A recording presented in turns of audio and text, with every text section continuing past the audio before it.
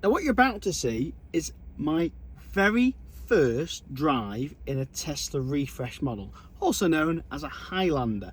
I have never driven one of these before without stalks. This has no indicator stalks, it has no drive stalks. This is going to be my very first drive of one of these, and I'm going to give you an honest opinion after driving back from Manchester to my place of work to let you know whether I like it or dislike it. I've got preconceived things that I may not like it, but I'm going to throw all those out the window and just give you an honest opinion from my very first drive of one of these, because I have a feeling from people I've spoken to who've driven these that I might actually prefer not having a stalk.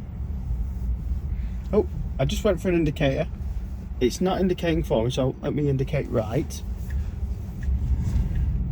I'm going to go left here. Again, it's not indicated for me, so let's indicate myself. So I was under the impression that driving one of these, that when the sat-nav was on, the indicators would have been automatic, and they're not. So there might be a setting, automatic navigation, there we go. Let's try that. Let's see if that automatically indicates for me. No, it didn't. So welcome to day 2. Parked in front of a wall. Let's try the Tesla automatic gear thing. It automatically selected reverse. It knows I'm next to a wall, so I want to go backwards, and I'm going backwards. Now selecting to drive. Now for this part I just swipe forward here and I'm into drive. Now weirdly, out of all the weird settings that Tesla have got with removing the stalk, the one that makes the most sense is the drive stalk being replaced with this new system. So far the automated system, when you get in and put your seatbelt in, has worked flawlessly, absolutely flawlessly. I can't fault that one part. The couple of people on Twitter have suggested it might be a bit difficult to do a 3-point turn with this new system.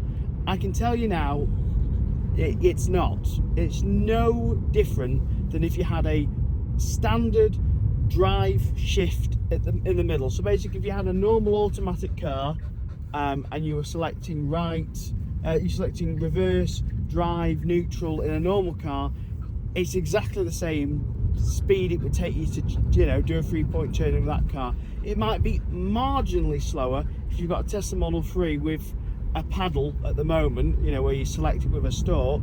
It's probably marginally slower than doing a 3-point turn with that, but compared to a standard gear shift car, it doesn't feel any different than a normal automatic car changing gear.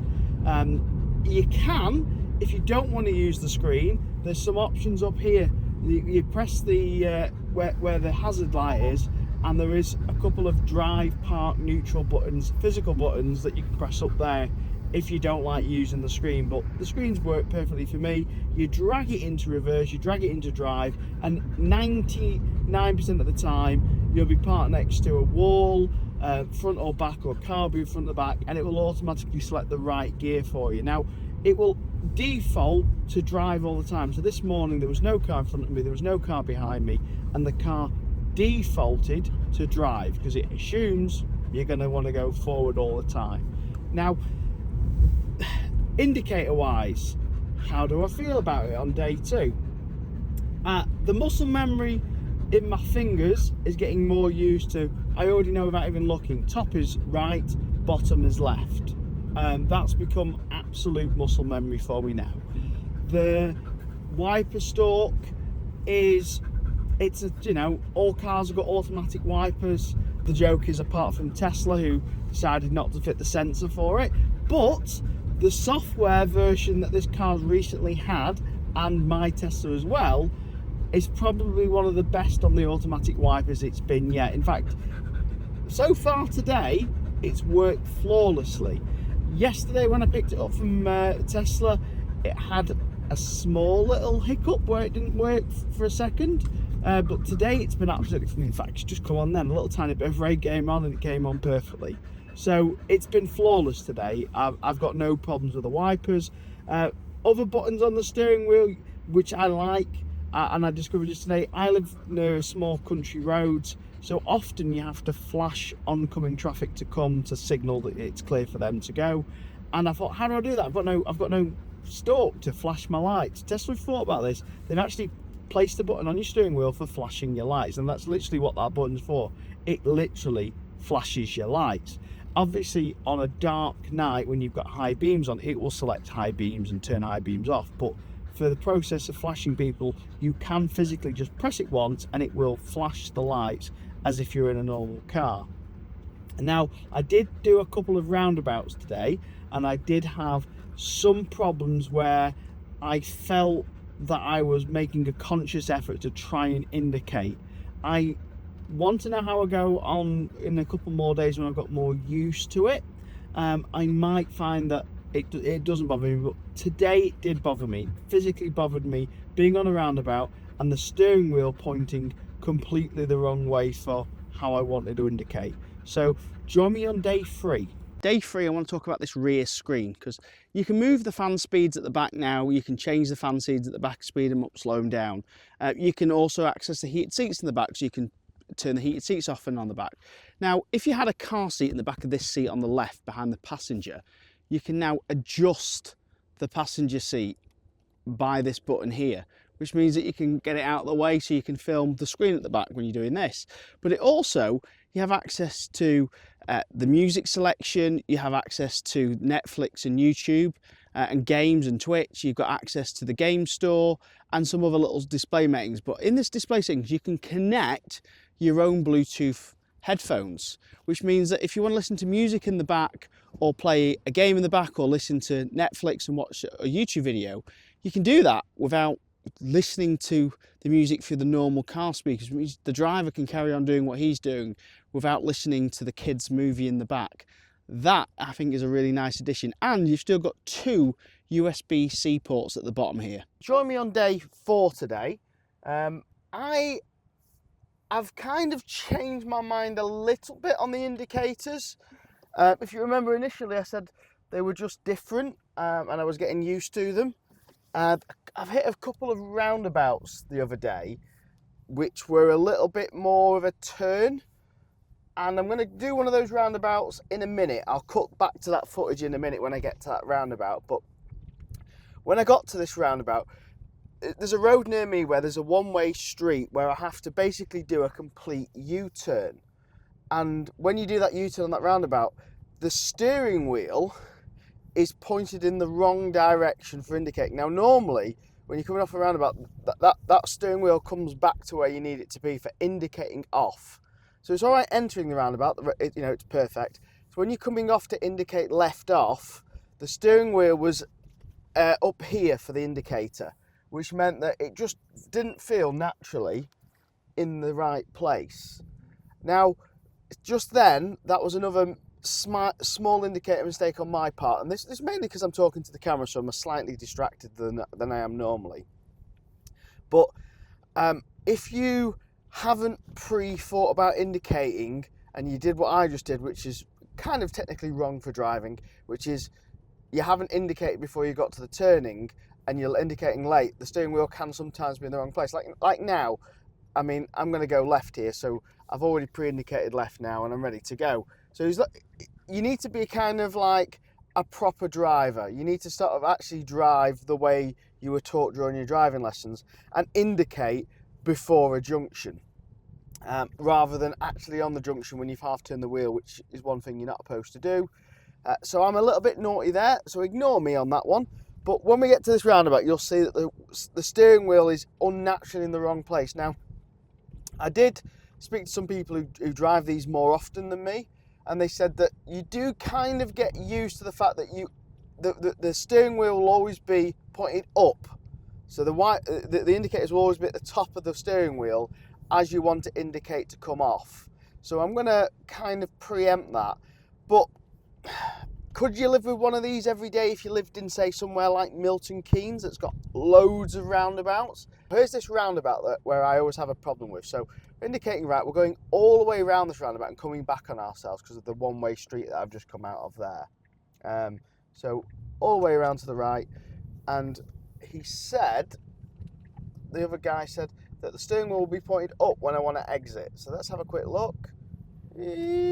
Half. It's kind of a bit more than that. Although that didn't feel as bad now, I was kind of expecting it to be up here, so I was searching less for it. So day 5, I thought I'd take it to a supercharger. I ran the battery down to 7%, so we've got very low battery state of charge, and it means that we can get the full speed of a supercharger. Now I've pulled in at the Trafford Centre, which is the V3 chargers. We started off ramping off at a very high speed of 250 kilowatts. Now I'm aiming to get from that 7% charge up to 80%. Now I'm already at 54%. Now I arrived here about 13 minutes past 10. I've got video footage to get the exact timestamp. We're now at 10:30 and we're at 55% already, which is giving me a 187 mile range according to the Tesla Guessometer, so probably about 145, 150 realistic actual range. We're still pulling 91 kilowatt hours, so it's still quite a high speed. Now, the long range Tesla Model 3 Highlander, facelift model, whatever you want to call it, is an NMC chemistry. The standard range Highlander, that will be LFP chemistry, so that won't charge as quick as the long range. So it's worth bearing that in mind, that if you are going for the standard range, it won't charge as fast as a long range, because the long range has the NMC chemistry, which is able to charge at these much higher and much more sustained charge curves. I will be checking back in a second on this video with the final results of how long it took to get me all the way up to 80% charge. So I've just finished a car show local to me, which was like an energy show. It was about trying to convert people to understand about renewables, cars, and it's now day 6 with this car. Now I spent the show mainly with this car stationary, just parked up and demonstrating various features of the car, like the light show, and just trying to attract attention to this show and talk about people about electric cars. But the amount of attention that this Highlander received was just a lot. You know, people didn't think it was a normal Model 3. It does look, styling wise, outside completely different. I've got to say, it's one of the nicest design cars for a while. It's not got that boring front that I think the old Model 3 had. I like the boring front of the Model 3. I've got one, you know, we've got a 2020 performance car. But the new front of this car is a lot meaner. It looks a lot nicer. The rear lights of this car and the rear bumper and the front bumpers are completely different. They really set the car apart. And oh God, I hate to say this, but the white leather has grown on me so much. It is beautiful. Now, one comment I'm getting off people is, what's it like to keep clean? Now, I had one of these as a loaner once. There's an old video somewhere of me cleaning the seat after I stained it blue with my jeans, and it's just plastic. So, you know, you just bit of shampoo on it and wipe it clean, and that, you know, that stain comes off. So they are, believe it or not, these white leather seats are really easy to keep clean. But one thing I want to talk about, why, you know, not just about the styling, but one of the features on this car is that the new seats now are not just heated at the front, but they now finally have cooled air conditioned seats, which you think from a company that makes the cars in California, cooled seats would have been before heated seats. But yep, they can now be cooled and they can now be heated, but only in the front. The rear ones are just heated only. But it's a nice addition to finally see all that on the Tesla, and that with the styling additions on the exterior and the interior. The interior is just, you know, a little bit more refined than even the previous model that came from Shanghai. That light bar that runs around the interior, this is just beautiful. I've got a really long drive tomorrow, so I'm a bit worn out from today. So I'm going to go and have a nice long sleep, and then tomorrow I've got a really big drive to Chester, a bit of motorway driving with full self-driving with this, and hopefully plenty of roundabouts. I think I'm getting used to indicating with this steering wheel on roundabouts, but tomorrow's day 7, let's see how that goes. Now, unfortunately, my sound failed when I got to Tesla Manchester to drop the Tesla Highlander back off. But I'll give you my last thoughts on the car, and also some thoughts for the 2 days after since I dropped it off. I got loads of roundabouts done on day 7. We went to Chester Zoo with the little lad. I was knackered for when I come back, which is why I didn't get a day 7 film. But this is actually on day 8, and I had some more roundabouts. I've got used to it. As soon as you get used to the fact that the indicator is going to be at the top, you kind of get used to that's where you indicate, and your hands have naturally started to move to those positions to get ready to indicate off a roundabout.